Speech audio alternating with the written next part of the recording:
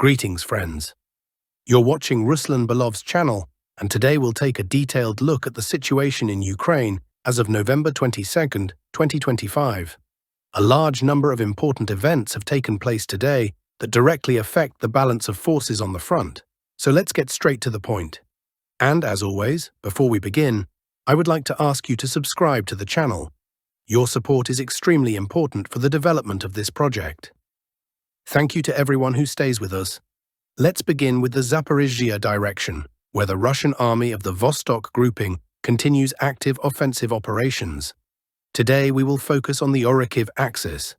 Just yesterday evening, pro-Ukrainian mappers published very interesting material describing a recent assault carried out by Russian units literally the day before. According to Ukrainian sources, the Russian army, possibly using fog cover, managed to infiltrate the settlement of Novodanilivka and deploy an airborne landing group there. According to Ukrainian information, the attack was conducted using only one armored personnel carrier, which delivered the infantry, dropped them off, and then left the settlement. Ukrainian sources also report that approximately in this area, the armored personnel carrier was hit by FPV drone operators. The fate of the landing group that disembarked in Novodanilivka remains unknown. Some videos have already appeared online, but overall, based on pro-Ukrainian reports, it can be assumed that the southern part of Novodanilivka is now under the control of the Russian Federation. We are waiting for additional information that will clarify the extent of the advance on this section, since current events are already shifting the balance of forces. As a reminder, the Ministry of Defense recently reported the capture of Mala Tokmachka, and today we are seeing movement toward Novodanilivka. Everything indicates that Russia is continuing its advance toward Zaporizhzhia, and the front line there remains unstable. The main part of the city of Zaporizhzhia lies on the Russian-controlled side of the Dnipro River, which brings to mind the situation in Kherson, when Ukrainian units tried to advance into territory held by Russian forces. The scenario may repeat, only with reversed roles. In addition, Russian units continue advancing on the eastern Zaporizhzhia and Huliaipol axes. Early this morning, pro-Russian sources published video materials, and the Ministry of Defense confirmed that the settlement of Novoye Zaporizhzhia has come under full Russian control. It is worth noting that the videos do not show the raising of the Russian flag, possibly due to the continued presence of Ukrainian forces and active drone activity. Nevertheless, the information has been confirmed by reliable sources. Yesterday, the Russian army cleared the settlement of Radostnoye, and today reports indicate the clearing of Novoye Zaporizhzhia and the strengthening of positions along the Haichur River. Based on this data, it becomes clear that Russian forces are moving further south, toward Dobropilya, with the prospect of a future advance toward Varvarivka and the northern outskirts of Huliaipol. The Fifth Army is also advancing from the direction of Yablokove, gradually approaching Huliaipol from the northeast. Today, reports indicate prolonged fighting for Zeleny High, which may soon fall under Russian control.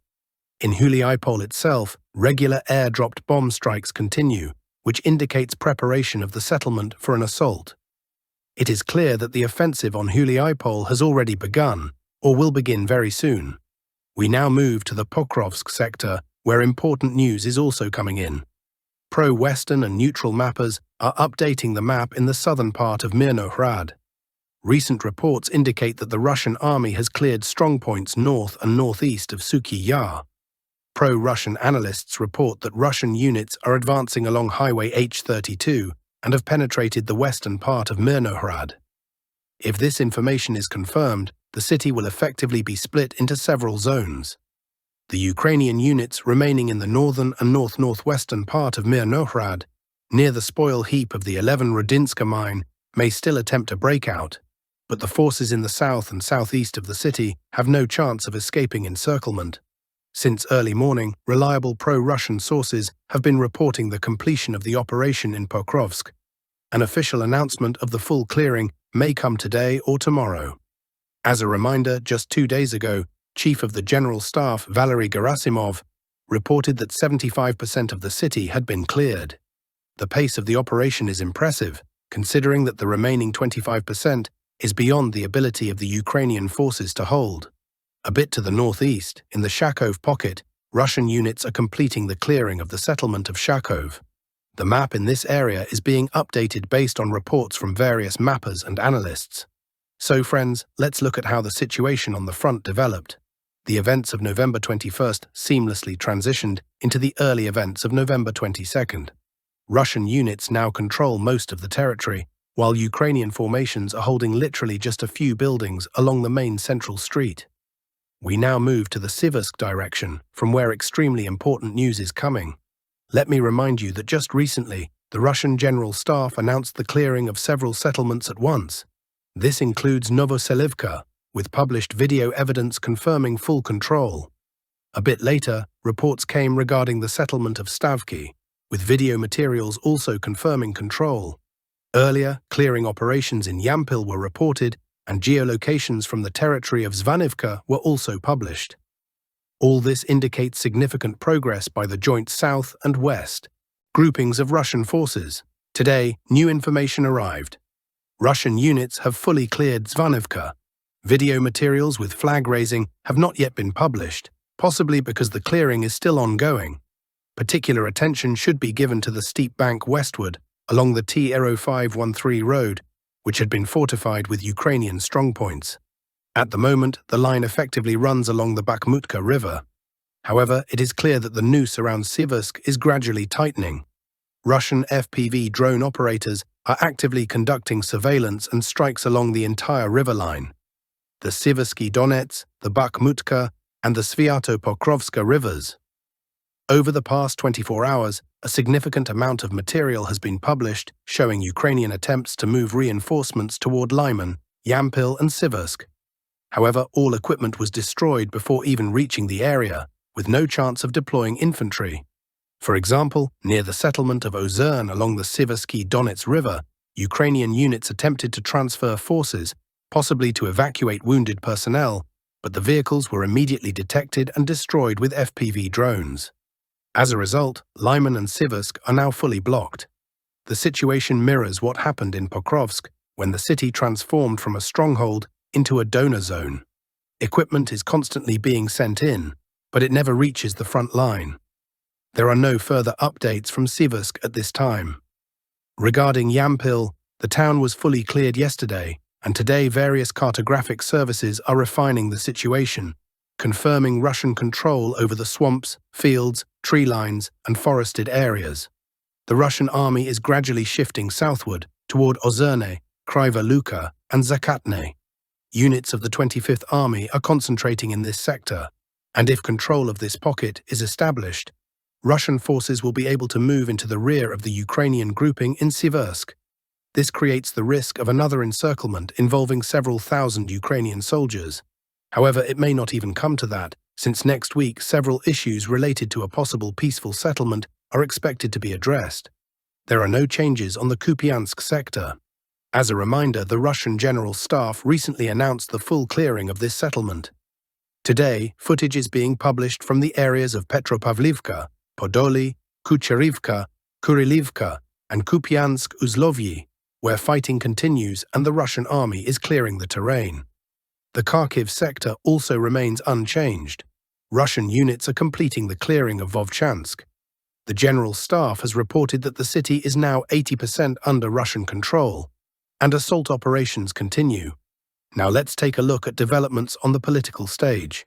Ukraine's President Volodymyr Zelensky is actively distancing himself from the large corruption scandal involving his close associate and is calling to stop discussing this topic. Western sponsors are helping him do this, attempting to silence the situation since European politicians have their own personal, self-interested reasons to keep the story quiet. If someone were writing a detective novel, this story could easily be titled The Case of the Golden Toilet. Just hours before the searches and a likely arrest, Timur Mindich, a friend, business partner, and close associate of the head of the Kiev regime, fled the country. What remained for investigators were hundreds of hours of wiretapped phone calls, a fully exposed kickback scheme inside Energoatom worth roughly $100 million, and physical evidence of the suspect's lavish lifestyle, including a golden toilet in his residence. The scandal has reached the top levels of Ukraine's leadership. Former Deputy Prime Minister Oleksiy Chernyshov, Energoatom's security director, Dmitro Basov, and former advisor to the energy minister Ihor Mironyuk have already been arrested. Justice Minister Herman Halushchenko and Energy Minister Svitlana Hrinchuk lost their posts. Former Defense Minister Rustem Umarov is also under suspicion. Western sponsors have expressed outrage, yet Zelensky himself remains untouched by the investigation. Some Western media are trying to portray the scandal as an unfortunate incident, almost an accident, that should not affect attitudes toward the head of the Kiev regime. An anonymous source close to Zelensky claimed that the president was caught off guard by the revelations, took all measures within his authority, and had no contacts with Mindich after the kickback scheme was exposed. The French newspaper Le Parisien wrote in a rather elegiac tone, "Who claimed Ukraine cannot fight corruption? The anti-corruption bodies have unveiled a major scandal involving the embezzlement of 86 million euros in the energy sector. The investigation lasted 15 months, was codenamed Midas, and the money was laundered abroad." Ukraine analyst Adrien Nonjon commented, "This confirms that Ukraine is using every possible instrument to fight corruption." The Dutch channel RTL emphasizes that there is no evidence of Zelensky's involvement, while admitting that his position has been weakened. Poland's Rzeczpospolita notes Mindich's close ties with Zelensky, but avoids developing the topic further, clearly attempting to present the scandal as a coincidence that should not influence Western attitudes toward the Kiev regime. In contrast, American media, including the New York Times, write quite directly that the involvement of ministers and Zelensky's former business partner raises questions about whether the president knew of the corruption scheme. The publication notes that corruption risks will make international allies think twice before sending new financial tranches. Nevertheless, European leaders appear entirely unconcerned. European Commission Chief Ursula von der Leyen is actively promoting a new package of grants or loans to Ukraine worth at least 90 billion euros, and even openly considers confiscating Russian assets. Meanwhile, Germany's Handelsblatt advises that corruption in Ukraine should not be used as a reason to reduce assistance. The logic is remarkable. Since a scandal has erupted, it means Ukraine is fighting corruption and moving in the right direction. This approach has angered Hungary. Foreign Minister Peter Szijjártó wrote, "What is happening in Brussels is abnormal, even after it became known that part of Europeans' money was spent on golden toilets and other luxury items. We are being asked to send Ukraine another 100 billion from taxpayers' funds.